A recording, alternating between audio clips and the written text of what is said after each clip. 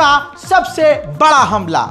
अगर हम दुश्मन को हल्के में ले रहे हैं और एक तरफ से बस ईरान ईरान कर रहे हैं, जैसा बहुत लोग खुश हो रहे हैं, अच्छी बात है, मोहब्बत की वजह से आदमी अपने नुकसान को इग्नोर करता है, लेकिन दूसरी तरफ समझदारी है कि दुश्मन को कमज़ोर नहीं समझना चाहिए।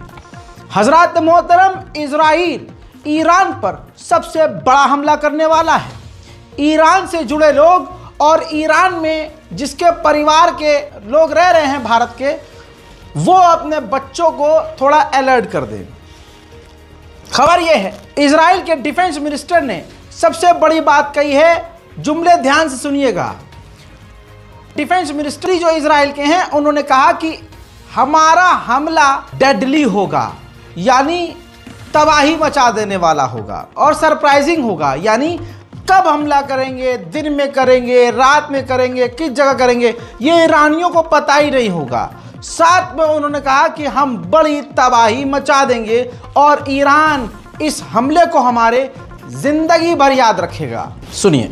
היכולת לתקוף היא יכולת מאוד חזקה, וכמו שעשינו עד עכשיו במלחמה בכל הגזרות האחרות, מי שתוקף אותנו ייפגע וישלם מחיר. התקיפה שלנו תהיה קטלנית, מדויקת ובעיקר מפתיעה. הם לא יבינו מה קרה ואיך קרה, הם יראו את התוצאות. והדבר הזה הוא תהליך של תאום שנעשה מהלוחמים בשטח ובמפקדות, עובר עד הרמטכ"ל, מהרמטכ"ל לשר הביטחון, לראש הממשלה, כולנו, כל ציר הפיקוד, מיושר ומחודד סביב העניין הזה. हज़रात मोहतरम, इसके बाद आपको बता दूं, ये इजराइल का अखबार, इजराइल का चैनल है जिसने साफ कहा है कि इजराइल सबसे बड़ा हमला ईरान पर करेगा। भले ही ईरान पलटवार करे और ईरान की मिसाइलें चाहे इजराइल के बिल्डिंगों पर गिरे, लेकिन इजराइल हमला करेगा। तो दोस्तों, मेरी अपील है, मेरे भी चाहने वाले, जानने वाले उत्तर प्रदेश के और महाराष्ट्र, मालेगांव, ऐसे बहुत सारे जगह हैं भारत की स्टेट्स में जहां के लोग ईरान में रह रहे हैं। मेरा उन लोगों से यही निवेदन है, यही रिक्वेस्ट है कि भैया थोड़ा दिन संभल के रहिए, बॉर्डर के इलाके से दूर रहिए, ईरान की न्यूक्लियर फैसिलिटी के आसपास कम से कम 200 किलोमीटर दूर रहिए, और अगर आप आसपास रह भी रहे हैं तो कुछ दिन के लिए वहाँ से हट जाइए।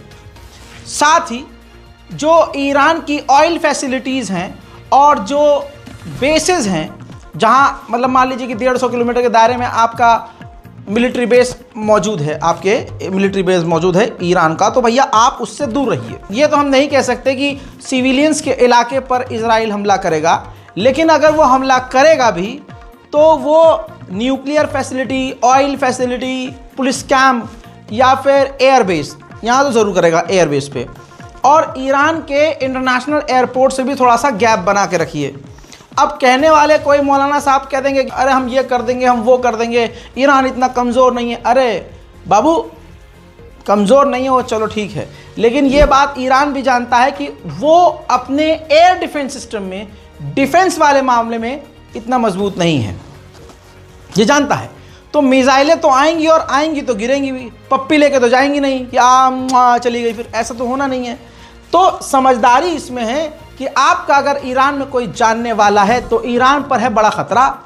अपने सहयोगियों को, साथियों को, ख़ानदान वालों को जो वहाँ रह रहे हैं, अलर्ट रहने को कहिए।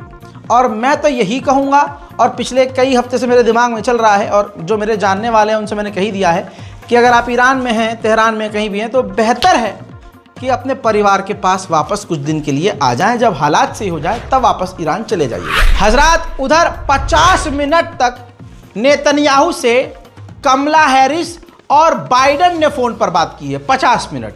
और ऐसे में बाइडन और कमला हैरिस ने नेतन्याहू को फुल सपोर्ट दे दिया है और कह दिया कि हम ईरान के ख़िलाफ़ हैं और ईरान की जो प्रॉक्सीज़ हैं हम उसके भी ख़िलाफ़ हैं। यानी एक बात क्लियर है कि हम ईरान पर हमला होता हुआ बहुत जल्द देख सकते हैं, क्योंकि अब इजराइल को अमेरिका ने हरी झंडी दे दी है। वहीं नेतन्याहू ने कहा कि पूरी दुनिया में वाहिद हम अकेले इजराइल ऐसे हैं जो ईरान जैसी पावर से लड़ रहे हैं, और अगर हम नहीं लड़े तो कोई नहीं लड़ेगा। और पूरी दुनिया को बड़ा नुकसान होगा। हम अपने लिए नहीं, पूरी दुनिया के लिए लड़ रहे हैं। तो इस बात का दूसरा मतलब यह भी है कि नेतन्याहू मान रहा है इस बात को कि ईरान पावरफुल है और ईरान से लड़ने की औकात किसी की नहीं है। और मुन्ना अगर बाबूजी से लड़ रहा है, मुन्ना अगर बाप से लड़ रहा है तो अपने दम पर नहीं, अमेरिका के हथियारों से, ब्रिटेन के हथियारों से, यूके की इंटेलिजेंस से और अमेरिका के द्वारा जो इसको भर भर कर पैसा दिया जाता है उसके जरिए लड़ रहा है इजराइल ईरान से। वहीं अब दूसरी तरफ अमेरिका ने डिनाई कर दिया है, मुकर गया है कि हम सीज फायर को लेकर ईरान से बात नहीं कर रहे हैं। वहीं मेरे दोस्तों, नेतन्याहू ने अपने सीनियर ऑफिशियल से मुलाकात करी, डिफेंस मिनिस्टर, विदेश मंत्री, आला कमान से बात करी और ये मीटिंग 5 घंटे चली।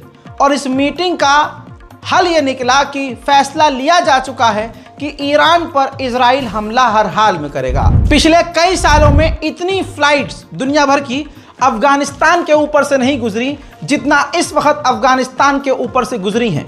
असल में तमाम फ्लाइट्स, पूरी दुनिया की जो फ्लाइट्स हैं वो मिडिल ईस्ट की खासकर फ्लाइट्स ईरान और इजराइल के ऊपर से जाना नहीं चाहती। ऐसे में अफगानिस्तान को, तालिबान की गवर्नमेंट को मोटा फायदा हुआ है। जनरल नॉलेज के लिए बता दूं कि किसी देश के ऊपर से किसी और देश का जहाज गुजरता है तो जैसे सड़क पर आप चलते हैं तो उसका भी नितिन गडकरी जी आपसे टैक्स ले लेते हैं ना। खूबसूरत सड़क बनाते हैं और हर 5-10 किलोमीटर के बाद दे दबादब टैक्स। तो ऐसे ही जो है टैक्स से पैसा कमाया जाता है। तो ऐसे ही तालिबान की गवर्नमेंट को अपना एयर स्पेस दूसरे देशों के लिए खोलना फायदेमंद है। मेरे दोस्तों, उधर अमेरिकी ऑफिशियल्स का यह भी खुलासा है कि इजराइल पर हमले का प्लान पूरी तरह से अमेरिका से इजराइल शेयर नहीं कर रहा है।